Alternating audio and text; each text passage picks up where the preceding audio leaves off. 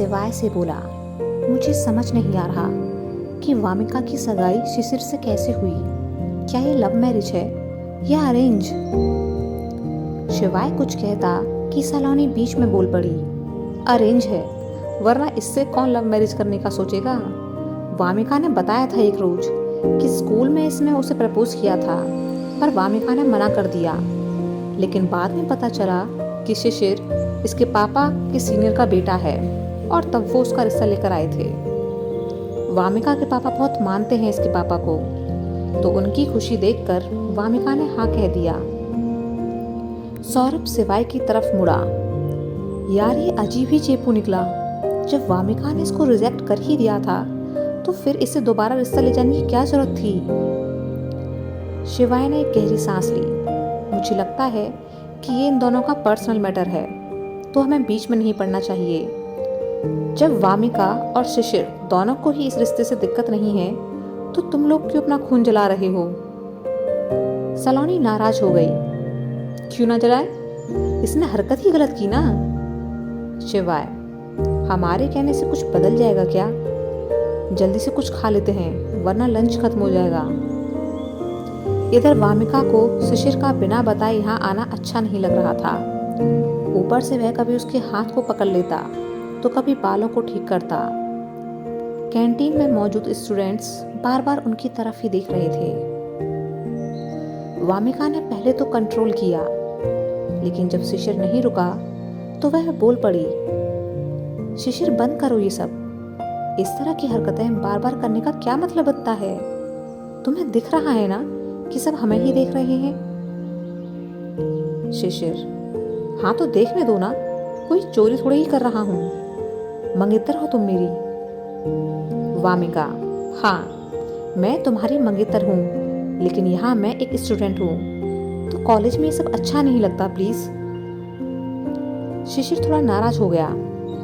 हद करती हो तुम भी। मैं तुम्हारा मंगेतर हूँ या कोई गुलाम जो हर रोज नई पाबंदी लगाती हो? और अगर लोग देखते भी हैं तो क्या दिक्कत है?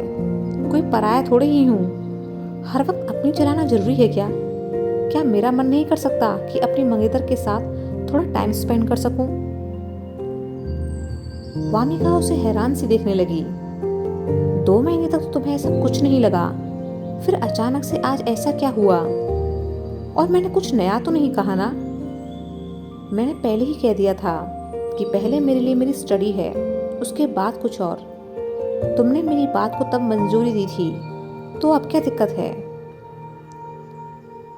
भूलो मत, इसीलिए मैंने तुमसे हाँ कहा था। शिशिर, तुम जरा सी बात का बतंगड़ क्यों बना रही हो? मिलने आ गया तो कौन सी आफत आ गई?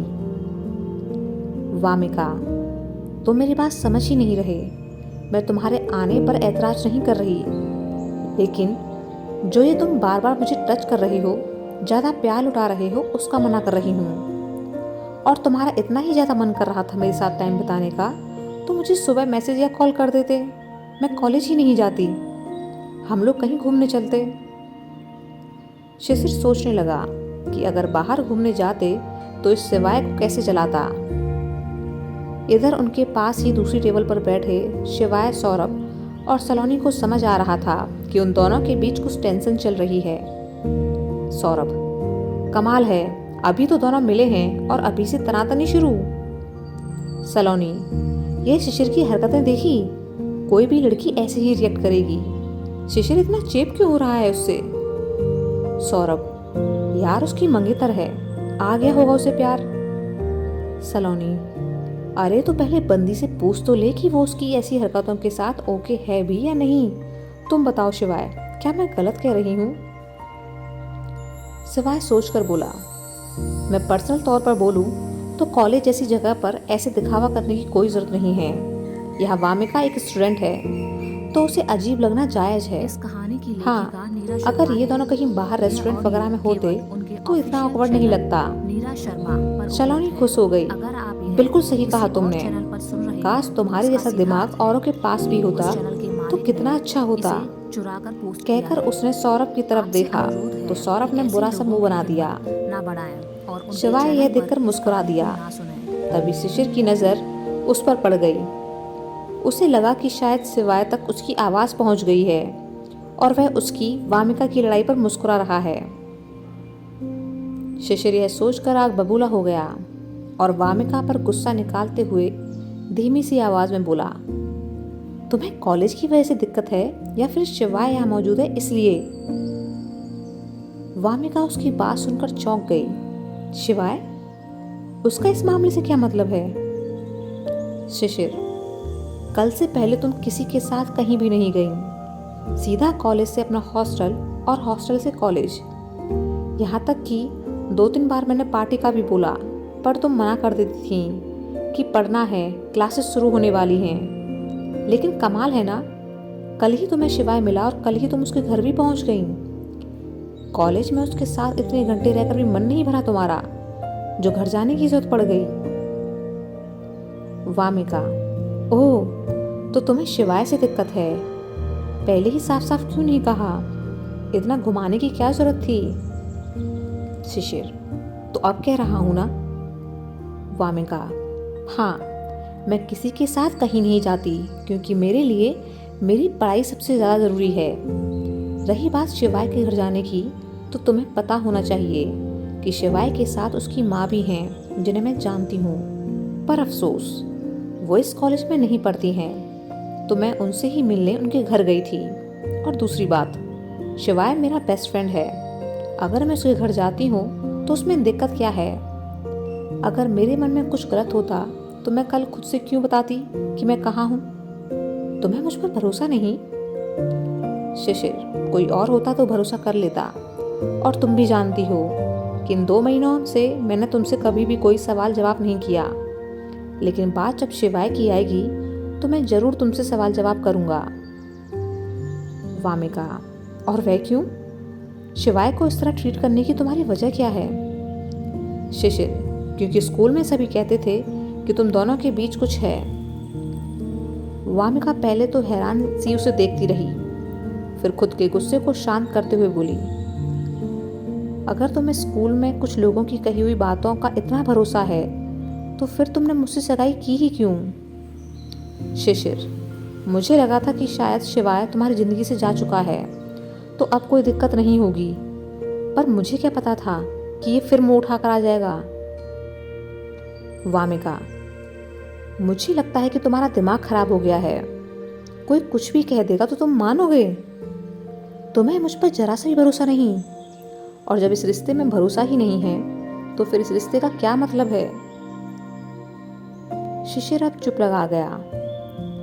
वामिका, दिक्कत शिवाय में नहीं है, दिक्कत तुम्हारी सोच में है।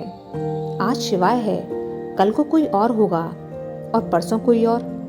तुम भी तो बाहर रहते हो ना, अपनी जॉब करते हो, तो क्या मैंने कभी तुम्हें फोन करके पूछा कि तुम कहाँ हो, किसके साथ हो, क्या कर रहे हो, कब तक आओगे? कभी तुम्हारी आज़ादी में मैंने दखल दी? मंगेतर तो तुम भी हो ना मेरे। शिशिर, हाँ, नहीं पूछा तुमने, क्योंकि तुम मेरे साथ उस तरह से अटैच नहीं हो जैसे मैं तुम्हारे साथ हूँ। वामिका, अच्छा, क्या तुम्हें ये बात पहले नहीं पता थी? तुम जानते थे ना कि मैंने तुम्हें पहले ही मना कर दिया था, तो फिर क्यों आए मेरे घर रिश्ता लेकर? शिशिर, तुम मना कर देती। वामिका मुस्कुरा दी। तुम्हें क्या मेरे सिर पर 2 सींग दिखाई देते हैं कि तुम्हारी चालाकी मैं नहीं समझ सकूंगी? तुम जानते थे कि मैं पापा को मना नहीं करूंगी, क्योंकि पापा तुम्हारे पापा को बहुत मानते हैं, और तुम भी इस बात की पूरी जांच पड़ताल करके आए थे, तभी तो तुमने यह काम किया। फिर तुमने मेरी पढ़ाई का भी आश्वासन दिया था। शिशिर को लगा कि बात ना बिगड़ जाए और वामिका उसके हाथ से निकल जाए, तो अपना सिर पकड़कर बैठ गया।